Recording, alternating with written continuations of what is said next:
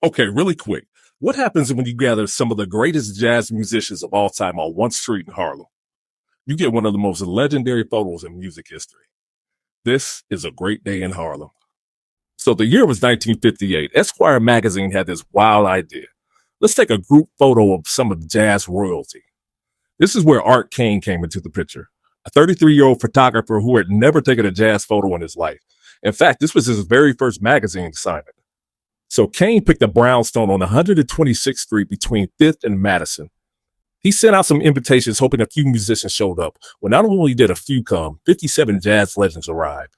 Imagine walking down the street bumping into Count Basie, Dizzy Gillespie, Thelonious Monk, and Mary Lou Williams, all just chilling on the Harlem stoop. First off, getting jazz musicians anywhere on time was nearly impossible. They usually weren't morning people. Most of them had been up all night playing gigs. But somehow by 10 a.m., they were there. Most of them half awake, some holding coffee, others in full conversation like they were at a club jam session. Then there's Count Basie. He got tired of standing, so he just sat on the curb. And before you know it, a bunch of neighborhood kids joined him on the curb.